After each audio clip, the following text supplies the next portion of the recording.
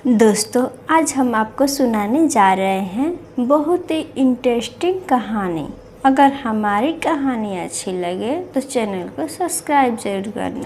बहुत समय पहले कुशीनगर में मान सिंह नाम का राजा हुआ करता था। बहुत ही बुद्धिमान और न्यायप्रिय था। उसके राज्य में कोई भी अपराधी या अन्याय पनपने नहीं पाते थे। दंड के भय से सब कोई बात करने से भी घबराते थे। एक दिन जब राजा अपने कमरे में बैठे थे, तब फकीर ने आकर उनके दरवाज़ा को खटखटाया। द्वारपाल ने दरवाज़ा खोला और उसे द्वार पर आने का कारण पूछा। तो वे फकीर बोला, मैं कुछ ऐसी चीज़ बेचने आया हूँ जो हितकारी तथा लाभदायक है। उसके बात सुनकर द्वारपाल उसे अंदर ले गया और राजा के सामने हाजिर किया। फकीर ने राजा के बड़े नम्रता से झुककर प्रणाम किया तो राजा ने पूछा, कहो तुम्हारे प्यास क्या है? बेचने के लिए क्या सौगात है? फकीर बोला, राजन, मैं ऐसी 3 चीज़ें बेचना चाहता हूँ जो तर्क तथा ज्ञान से भरी है। अच्छा, ये बात है, तो उनका मूल्य क्या लोगे? केवल 1 स्वर्ण मुद्राएं। यह सुनकर राजा बोला, यदि ये बात किसी काम का नहीं हुई तो मेरा धन बेकार जाएगा। फकीर ने कहा, राजन, यदि ये बात हितकारी सिद्ध ना हुई तो मैं लिया हुआ धन लौटा दूंगा। तो राजा ने कहा, तो सुनाओ वो बातें, मुझे सादा स्वीकार है। राजन, पहली बात ये है, जो कुछ करो बुद्धि से विचार करके और उसका परिणाम सोचकर करो। दूसरी बात ये है, मुख्य सड़क या राजमार्ग को त्याग कर छोटे रास्ते या पगडंडी पर मत जाओ। तीसरी बात ये है कि उस घर में कभी भी रात भर मेहमान न रहो जहाँ पति बूढ़ा और पत्नी युवती हो। इन 3 बात अपने आप में अमल करेंगे तो बहुत ही लाभदायक सिद्ध होगी। राजा को यह बातें बहुत शिक्षाप्रद और ठीक लगी। उसने फकीर को 1000 सोने का मुद्राएं देकर विदा किया। फकीर चला गया और राजा मन ही मन फकीर की बातें सोचने लगा। फकीर की पहली बात तो राजा को इतनी सुंदर लगी, उसने आज्ञा दी उसे मोटे मोटे अक्षर में लिखकर दरबार में, सोने के कमरे में तथा महल के हर स्थान में लगा दिया जाए। राजा के न्यायप्रिय होने के कारण कई लोग शत्रु थे। उन्हें षड्यंत्र रचा कि जिस तरह भी हो छल कपट से राजा को मौत के घाट उतार दिया जाए। उन्होंने काफ़ी धन देकर राजा के नाई को फुसला लिया और वे स्वीकार किया कि जब वे राजा के हजामत करने जाएगा तब वे मौका पाकर राजा के गला काट देगा। इस षड्यंत्र के मुख्य पात्र बनकर नाई राजा के हजामत बनाने गया। फिर राजा के दाढ़ी में पानी लगाया और नरम करने लगा। दाढ़ी को नरमाते नरमाते नाई की आंखें उस दीवार पर गई जिस पर लिखा था, जो कुछ भी करो अपनी बुद्धि से विचार करके तथा उसका परिणाम सोचकर करो। नाई ने उस बात को 1 बार, 2 बार, 3 बार पढ़ा और कई बार पढ़ा, फिर पढ़ता गया और मुंडन करता गया। वे मन ही मन सोचने लगा, यदि मैंने इसको मार डाला तो उसका परिणाम मेरे लिए विनाशकारी होगा। मुझे भी पकड़कर कुत्ते की मौत मार दिया जाएगा और जो कुछ भी मैं करूँगा उसको सोच समझकर परिणाम को ध्यान में रखकर करूँगा।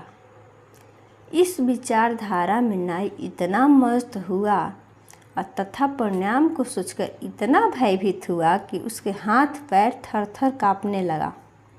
राजा ने उसके यह दशा देखी तो पूछा, क्यों, आज क्या हो गया है तुम्हें? क्या तुम बीमार हो? राजा की बात सुनकर नाई होश में आया और हाथ जोड़कर बोलने लगा, सरकार, मुझे क्षमा करें। मैं आज आपका वध करने के लिए आपके शत्रु द्वारा खरीदा गया था, परंतु दीवार पर लिखे गए शब्द ने मुझे चौंका दिया। मैं और मेरी ये दशा हो गई। क्षमा करें सरकार। राजा ने मन ही मन सोचा, पहला सिद्धांत ने आज मेरा प्राणों की रक्षा की है। इसके पश्चात वो नाई से बोले, क्षमा करूँगा, लेकिन मेरा एक शर्त है, वे कि सादा वफादार रहने के लिए प्रतिज्ञा करो। नाई ने ऐसा वचन देकर अपनी जान बचाई। षड्यंत्रकारी ने देखा कि उनका पहला वार खाली गया तो उन्होंने एक और षड्यंत्र रचा। जब राजा शहर के यात्रा को जाए तो वे लोग नगर में जाने वाले एक पगडंडी में छिप जाए। उनकी योजना के अनुसार राजा अवश्य ही उस छोटे रास्ते से जाएगा और वे छिप के उनके हत्या कर देंगे। उसने सोचने के अनुसार राजा भी उस नगर को जाने के लिए निकले। उन्हें देख उनका शत्रु भी अपना सामान ले लिया और उनके आने की प्रतीक्षा करने लगा। राजा ने जब उस छोटे मार्ग पर पहुंचा, तब साथियों ने कहा, राजन, चलिए इस छोटे मार्ग पर चलिए। इस मार्ग पर चलने से हम जल्दी उस नगर में पहुंच जाएंगे। राजा को फकीर की बात बताए हुए दूसरे सिद्धांत की एकदम से याद आ गई। उसने एक बार मन में दोहराया फकीर का दूसरा सिद्धांत को, राजमार्ग को छोड़कर छोटे रास्ते पर ना जाओ। मैं आज इसका पालन करूँगा। ये सोचकर सिपाही और साथियों से बोले, मित्रों, मैं राजमार्ग से ही जाऊँगा। आप में से किसी को छोटे रास्ते जाने का हो तो आप जा सकते हो। उनका उत्तर सुन कुछ सिपाही उनके साथ निकल गए और कुछ सिपाही छोटे रास्ते से चल दिए। उस छोटे छोटे मार्ग से जाने वाले सिपाही पर राजा के शत्रु आक्रमण कर दिया। रात के समय और चोर की तरह आक्रमण करने से वे सब मारे गए। इधर राजा बिना कुछ रुकावट के शहर में पहुँचे। रात भर जब वो सिपाही न आए तब उनकी ढूंढ हुई। तब उनकी जान से मारे जाने की सूचना राजा के पास पहुंची तो उन्होंने मन ही मन फकीर को धन्यवाद देते हुए कहा, दूसरे सिद्धांत ने भी आज मेरे जान बचाई। हे भगवान, तेरा लाख लाख धन्यवाद। दूसरे बार को खाली जाते देख राजा के शत्रु किसी भी नए मौके के खोज में लग गए। एक बार राजा को किसी गांव में जाना पड़ा। उन्होंने सोचा कि इस बार अवश्य ही राजा का वध करेंगे। वे पहले से ही उस गांव में पहुंचे जहां जिस घर में राजा के रहने का प्रबंध करना था। उन्होंने उनका पता निकाला। उनकी अब की बार राजा का वध करने का अपनी ओर से पूरा प्रबंध किया। जब राजा उस गांव में पहुंचे तब उन्होंने उस घर में ले जाया गया। उन्होंने आज्ञा दी कि इस घर के मालिक को उपस्थित किया जाए। उनकी आज्ञा पर मालिक को राजा के सामने हाजिर किया गया। वे एकदम बूढ़ा था। जब राजा ने उसे देखा तो वे बोले, सज्जन पुरुष, क्या तुम्हारी पत्नी है? हाँ सरकार। राजा बोले, कृपया करके क्या उन्हें भी मेरे सामने आने का आज्ञा देंगे? बूढ़े ने बोला। अपनी पत्नी राजा के सामने को बुलाया। वे लगभग 20-22 साल की नई युवती थी। ये देख राजा को फकीर का तीसरा सिद्धांत याद आ गया वे एकदम सैनिक से बोले, मुझे रात भर सोने का प्रबंध किसी दूसरे स्थान पर करो, मैं यहाँ कभी भी एक क्षण नहीं रहूँगा। सैनिकों ने उत्तर दिया, महाराज, इन्होंने तो आपका स्वागत खातिरदारी का बहुत ही अच्छा प्रबंध किया है। सैनिक बोला, राजन, इस गांव में कोई और ऐसा मकान नहीं है, यदि क्षमा प्रदान हो तो रात भर यहीं रहा जाए। इस पर राजा ने जोर देकर कहा, नहीं, जो निश्चित किया वहीं मैं बदल नहीं सकता। मैं इस मकान के बदले किसी झुपड़ी में रहना पसंद करूँगा। जाओ प्रबंध करो। नौकरों ने जल्दी जल्दी से एक और छोटे मकान में उनका रहने का प्रबंध किया। जब वे दूसरे मकान में जाने लगे तो दरबारी ने उधर जाने से इच्छा प्रकट की। राजा ने उन्हें वहीं रहने के लिए आज्ञा देते हुए कहा, अच्छा, कल प्रातः काल मेरे पास आ जाना।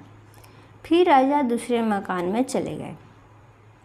रात में वे बूढ़ा और उसकी पत्नी आए और सारा सिपाही को एक एक करके मार डाला। दूसरे दिन सुबह जब उनके मारे जाने की सूचना राजा को मिली तो उन्होंने भगवान को धन्यवाद देते हुए कहा, दयालु ईश्वर, यदि मैं भी उसी घर में रहता तो मेरी मौत हो जाती। फकीर का तीसरा सिद्धांत भी सत्य सिद्ध हुआ। बूढ़े और उसके सारा परिवार को राजा के आज्ञा से सजा दी गई। राजा ने इसके पश्चात उन तीनों सिद्धांतों को अपनाकर संतपूर्वक राज्य किया। अगर हमारी कहानी अच्छी लगे तो हमारे चैनल को सब्सक्राइब करें। धन्यवाद। आज हम आपको एक कहानी सुनाने जा रहे हैं, सबसे ऊंचा कौन। विंध्याचल प्रदेश के राजा आर्यसेन एक बहुत ही प्रजापालक और न्यायप्रिय राजा थे। उनके न्याय के प्रसिद्धि पूरे देश में फैली हुई थी। प्रत्येक महीने में वे अपने महल में प्रजा की समस्या सुनने के लिए बैठते थे। इसके अलावा भी वे कभी कभी अपने राजश्री वस्त्र छोड़कर साधारण वस्त्र पहनकर नगर का चक्कर भी लगाया करते थे, जिससे कि प्रजा का वास्तविक हालत का पता चल सके। एक दिन की बात है, राजा ने अपने राजश्री कपड़े उतारे और साधारण कपड़े पहने नगर में घूम रहे थे। नगर में बहुत चहल पहल थी, क्योंकि आज अष्टमी का त्योहार था और लोग बाजार में घूम घूम कर खरीदारी कर रहे थे। ऐसे समय में अक्सर चोर जैसे लोग भीड़ भाड़ में घुसकर लोगों का सामान चोरी करने की कोशिश करते हैं। इसलिए राजा के सैनिक जगह जगह पर खड़े थे, पहरा दे रहे थे और सभी आने जाने वाले राहगीरों पर नजर रखे हुए थे। इसी समय राजा ने भेष बदलकर बाजारों में घूम रहे थे। घूमते घूमते राजा रास्ता भूल गए। रास्ता पूछने के लिए किसी व्यक्ति को ढूंढने लगे। उन्हें एक सैनिक दिखाई दिया। राजा उसके पास गए और पूछा, महाशय, मैं रास्ता भूल गया हूँ, क्या आप बता सकते हैं चौहरी बाजार जाने का रास्ता कौन सा है? ये सुनकर वे आदमी अकड़ कर बोला, मूर्ख, तुझे दिखता नहीं है, मैं एक राजकर्मी हूँ, मेरा काम रास्ता बताना नहीं है, चल भाग यहाँ से, किसी और से पूछ। राजा ने बड़ी विनम्रता से कहा, महाशय, यदि राजकर्मी है तो किसी यात्री को रास्ता बता भी दे तो उसमें क्या हर्ज है। खैर, मैं किसी दूसरे से रास्ता पूछ लेता हूँ। आप इतना तो बता दीजिए, आप किस पद पर हैं? और आप क्या काम करते हैं? वे आदमी बोला, अंधा है, ऐसा मेरा पोशाक देखकर पहचानता नहीं है कि मैं कौन हूँ। राजा ने कहा, शायद आप सेनापति सिपाही हैं। नहीं, उससे भी ऊंचा हूँ। तब क्या आप नायक हैं? नहीं, उससे भी ऊंचा हूँ। तो आप जरूर कोतवाल होंगे। हाँ, तू तो जान गया कि मैं कौन हूँ, परंतु ये तो बता, इतनी पूछताछ करने का तेरा क्या मतलब है? और तू कौन है? राजा ने कहा, मैं भी एक राज कर्मचारी हूँ। ये सुनकर कोतवाल की ऐंठ कुछ कम हुई। उसने पूछा, क्या तुम नायक हो? राजा बोला, नहीं, उससे भी ऊंचा। क्या तुम हवलदार हो? नहीं, उससे भी ऊंचा। क्या तुम दरोगा हो? नहीं, उससे भी ऊंचा। क्या तुम हवलदार हो? नहीं, उससे भी ऊंचा। तब तुम जरूर सेनापति होंगे। नहीं, उससे भी ऊंचा। अब कोतवाल कुछ घबरा सा गया और डरते डरते बोला, तो क्या आप सूबेदार हैं? नहीं, उससे भी ऊंचा। अब कोतवाल साहब की सिट्टी बिट्टी गुम होने लगी। उनसे फिर पूछा, आप मंत्री जी हैं? राजा ने कहा, भाई बस एक सीढ़ी रह गई है। तो कोतवाल बड़े गौर से देखा। कोतवाल ने बड़े बड़े गौरों से देखा तो उसे ज्ञात हुआ, सादी पोशाक में स्वयं राजा उसके सामने खड़े हैं। उसके होश उड़ गए। वे गिड़गिड़ाता हुआ राजा के पैरों पर गिर पड़ा और बड़े ही विनती से अपने अपराध को क्षमा करने के लिए कहने लगा। राजा आर्यसेन ने बड़ी ही मीठी वाणी से कहा, भाई तुम पद की दृष्टि से कुछ भी हो, परंतु व्यवहार से कसूरता पर बहुत ही नीच हो। जो जितना नीचा होता है उसमें उतना ही अहंकार होता है और वह उतना ही अकड़ता है। यदि तुम ऊंचे बनना चाहते हो तो पहले मनुष्य बनो, साहसी और विनम्र बनो। अपनी ऐंठ को कम करो। तुम जनता के सेवक हो, इसलिए तुम्हारी विशेष जिम्मेदारी है। राजा की बातें सुनकर कोतवाल शर्म से पानी पानी हो गया और उसने राजा से क्षमा मांगी और कभी भी किसी से इस तरह का व्यवहार ना करने का वादा किया। राजा ने उसे क्षमा कर दिया। इस घटना को कुछ दिन बीत चुके थे। एक दिन की बात है, राजा आर्यसेन ने अपनी जनता के समस्या सुनने के लिए खुला दरबार लगाया। आज दरबार में सामान्य प्रजा के लोग अपनी अपनी समस्या लेके हाजिर हुए थे। कोई अपने गांव में सड़क बनवाना चाहता था तो किसी की नगर में पाठशाला नहीं थी। कोई अपने प्रदेशों में खेतों की सिंचाई का व्यवस्था करवाना चाहता था तो कोई गरीब ब्राह्मण अपने कन्या के लिए धन मांगता था। राजा ने सभी को समस्या का उचित समाधान किया। शाम होते होते सभी लोग अपने अपने घरों को लौट गए। राजा भी पूरे दिन के थके हुए अपने महल में चले गए। उसी समय महल के द्वार पर 3 आदमी आए और राजा से मिलने के लिए कहने लगे, परंतु द्वारपाल ने उन्हें रोक लिया। कहा कि आज का खुला दरबार खत्म हो चुका है, आप लोग अगले खुले दरबार में आइएगा जो अगले महीने लगेगा। परंतु वे आदमी कहने लगे, उनका मिलना राजा से बहुत जरूरी है। काफी देर तक वे लोग सैनिकों को समझाते रहे। आखिर सैनिक ने उन्हें वहीं रोककर राजा को सूचना दी और कहा, महाराज, 3 आदमी जो अपने आप को व्यापारी बताते हैं और आपसे मिलना चाहते हैं, उन्हें हम बहुत टालने की कोशिश की, परंतु वे लोग जिद पर अड़े हैं।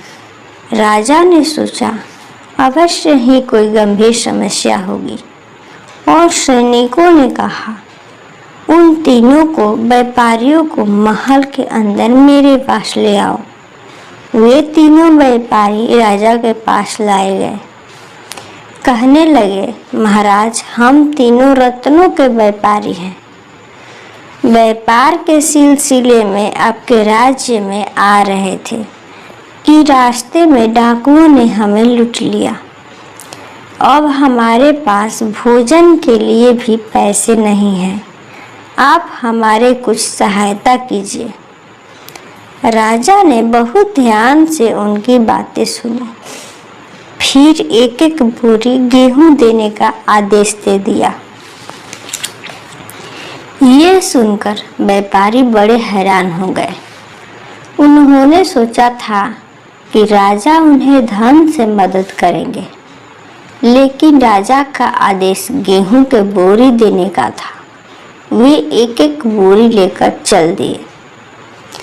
तब राजा ने कहा, तुम्हारे रत्न इसी राज्य के सीमा के भीतर लुटे हैं। ये अन्न भी इसी राज्य के भूमि पे उपजा है। इससे तुम्हारा भरण पोषण होगा, लेकिन इस गेहूं को खुद ही साफ करना, खुद ही खाना, ना ही किसी को देना, ना ही किसी से मदद मांगना। ये मेरी राजआज्ञा है, इसलिए तुम्हें पालन करना होगा। अब जाओ, 1 महीने बाद फिर आकर हमसे मिलना। तीनों व्यापारी चले गए। उनमें से 2 व्यापारी बहुत ही आलसी थे। उन्होंने बोरी में से थोड़ा सा गेहूं लिया और साफ किया और बाकी गेहूं बोरी समेत चक्की वाले को बेच दिया। तीसरा व्यापारी, जो कि ईमानदार और मेहनती था, वे सारा गेहूं निकालकर उसमें से साफ करने लगा। जब वो खाली बोरी झाड़ रहा था, उसमें से एक पत्थर गिरा। रत्नों के व्यापारी चौंक गया। पत्थर एक अनमोल हीरा था। वे हीरा तराशने के लिए अपने पास रख लिया। 1 महीने बाद तीनों व्यापारी राजा के दरबार में हाजिर हुए। राजा ने उनसे हाल चाल पूछा। 2 व्यापारी तो खाली हाथ थे और कहा, महाराज, गेहूं तो खत्म हो गया है, अब और चाहिए ताकि हम पेट भर सके। जब तीसरे व्यापारी से हाल चाल पूछा गया तो उसने राजा को प्रणाम किया।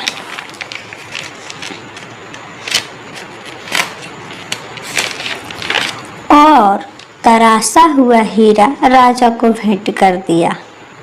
राजा मुस्कुरा के बोले, ये हीरा तुम्हारा ही है।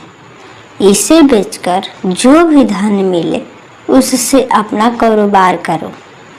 फिर राजा ने दूसरे व्यापारी को देखा और बोला, इसे ही रत्न तुम्हारे भी बोरे में रखा गया था, लेकिन तुमने राज आज्ञा का पालन नहीं किया और न ही उन बोरियों में से गेहूं साफ करने की मेहनत की, इसलिए वे रत्न तुम्हारे हाथ से निकल गए।